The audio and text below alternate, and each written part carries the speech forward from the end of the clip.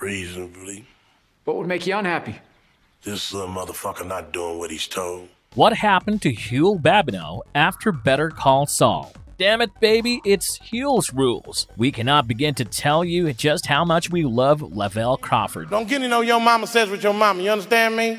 I'm trying to teach you. You younger than me, nigga. I can talk to you like this. He has the best yo mama joke delivery of all time. Go look it up in Shaq's 5-minute funnies. You will thank us for it. So, when he showed up in Season 4 of Breaking Bad as the new personal bodyguard of Saul Goodman, we knew that hilarity would ensue whenever he would grace our screens. He's a cop. Of course, Better Call Saul revealed to us that Huell's connection to Jimmy was far more extensive, but Huell Babineux is perhaps the greatest comic relief criminal character we've seen in a long time. So great is he that when Breaking Bad ended, one of the biggest outtakes from the show was, is Huell still in that safe house that Hank and Gomi left him in? After the release of El Camino, and now that BCS itself has entered its final stages, we think it is time to finally give you a comprehensive answer to the ever-pressing query. What happened to Huell Babineux after Breaking Bad? And how does it work? Press 4 for unlock, 5 for lock. Rest will take care of itself. And will he play a role in the series finale of Better Call Saul? Keep watching this video to find out. Oh, and if you aren't fully caught up with both shows, then this is your spoiler warning. Before we go into our explanation, we have a very small request. If you like our content, please support us by subscribing to our channel. This is a small click for you, but for us, it means a lot. Thank you so much. Let's begin. We're doing the Lord's work here. If you say so. He's the man with the lightest touch in the world, Huell Babineux in Better Call Saul. Though Huell's canonical entry to Vince Gilligan's universe was in Breaking Bad, we're gonna go chronologically in this video because that will just make things easier for all of us. You got a passport, right? His entry to the franchise was facilitated by none other than Dr. Caldera, who recommended him to Jimmy from his Black Book after Jimmy asked him for someone with a light touch. To get ichthyological advice, I'm looking for someone with a light touch. It was all part of his plan to ruthlessly out Chuck's mental illness. Jimmy had Huell bump into Chuck on the day of his hearing, having him discreetly plant a fully charged battery in the breast pocket of Chuck's waistcoat. He then listed him as a witness and had him sit at the back of the room of his hearing, patiently waiting to reveal the true extent of Chuck's supposed electromagnetic hypersensitivity. When Jimmy exposed Chuck's fragile mental state to the court after revealing the battery's proximity to his actual skin and Chuck's failure to notice it, Huell testifies that he planted the battery on Chuck an hour and 43 minutes ago, telling us that he is as meticulous as he is good at his job. Over an hour and a half ago. Hour and 43 minutes. An hour and 43 minutes. Thank you, Mr. Babineux. Having played Jimmy's scheme, Huell takes his leave and resurfaces into Season 4 episode Piñata, where he helps Jimmy intimidate a few punks who had tried to screw over his prepaid cell phone business and mugged him earlier. Huell, alongside associate Clarence, entered the secluded room wearing ski masks and proceeded to scare the crap out of the three young scammers by destroying piñatas dangling a few centimeters from their faces. After helping Jimmy sort out his troubles with the punks, he agrees to become his bodyguard for his drop phone business, and for the next few months, Jimmy and Huell sell dozens of drop phones to criminals all over Albuquerque, while Jimmy tries to get his Saul Goodman identity out there. When he has just a month left on his suspension, Jimmy takes Huell to scout offices for when he returns to practicing law as Saul Goodman. He takes him to a dentist's office and asks Huell for his opinion, but in Huell's mind, Jimmy is more criminal than lawyer. He says that if he was a lawyer, he'd have a top-floor office in a high-rise building and a boat. Right, just don't skip.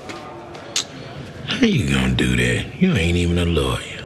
Later, when Jimmy is questioned by an officer in plainclothes about his drop phone business, Huell accidentally manages to get himself arrested on a rather serious charge. See, while Jimmy was arguing with a cop, Huell was showing up to work with his lunch in hand and his headphones on his ears. When he saw Jimmy getting intimidated by someone, He recalled the events of Pinata and immediately went to neutralize the threat, not realizing that the man he was about to knock out was a police officer. Jimmy tried to warn Huell, but like we said, he had headphones on so he couldn't listen to him, which shows you that though Huell can be detail-oriented, he's a simple man at his core. And this particular move to protect his boss landed him in boiling water because he attacked the same cop who had picked him up for pickpocketing 3 years ago, and he now faced serious jail time for assaulting a police officer. Jimmy told him it would be 2.5 years, but Huell wasn't having any of it, threatening to pull a DB Cooper on everyone.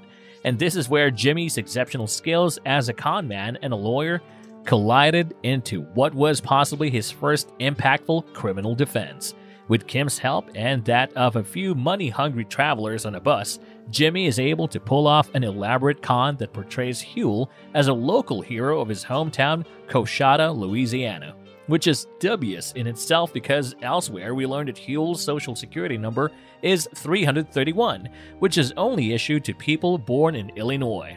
But thanks to a convincing performance as Huell's local pastor, Jimmy is able to get him off with 4 months of parole and time served, which makes Huell the first success of Saul Goodman and Associates, though that wasn't a thing yet. From this point forward, Saul and Huell developed a strong working relationship. When his suspension term was about to lapse, Saul staged a massive clearance sale for all the drop phones that he had left with him, and Huell worked as security and marketing, constantly increasing the years of the sentence he was supposed to serve, and then thanking the Magic Man for getting him off. After they sell out everything, he congratulates Jimmy, but Saul only says that they are just getting started.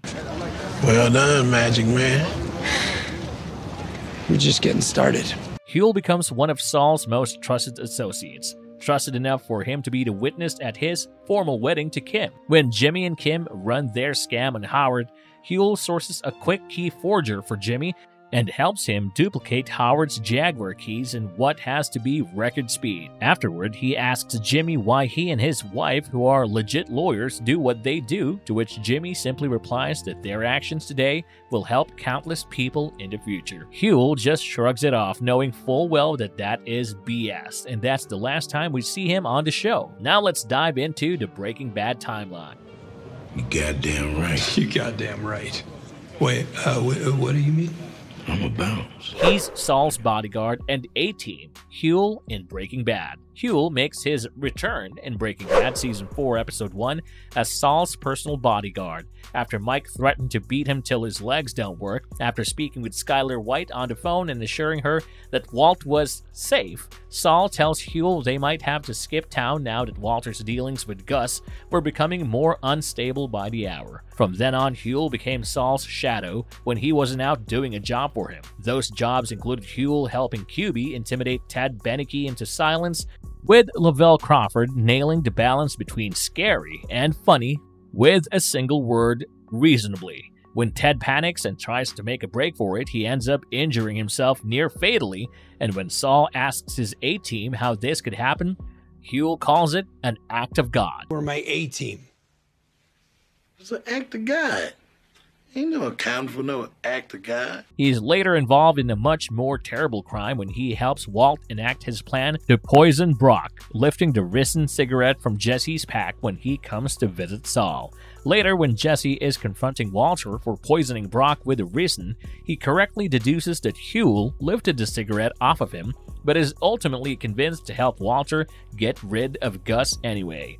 As for who lifted it off of Jesse, Walt blames Tyrus, and that seems to be that. After Walt realizes that his operation is in danger from Hank, he has QB and Huell pick up his money and bring it to Saul's office. When the pair get there, Huell takes one look at the massive stack of money and tells QB he's gotta do it before lying down on Walt's money. Huell contemplates taking the money and running to Mexico with QB, but the latter reminds him that Walt hit 10 guys in jail in under 2 minutes, seemingly ending the discussion. After helping Walt put his money in 50-gallon barrels, Huell leaves the scene and is picked up by Hank and Steve Gomez for questioning. They pressed him to reveal his role in the poisoning of Brock, thus tying him to the Heisenberg case, and convinced him that Saul gave him up by showing him a fake picture of Jesse with his brains blown out. Huell freaks out, understandably, and tells the DEA agents everything he knows, looking kind of proud of filling up 7 barrels worth of drug money to the brim. And that is the last time we see Huell Babineux,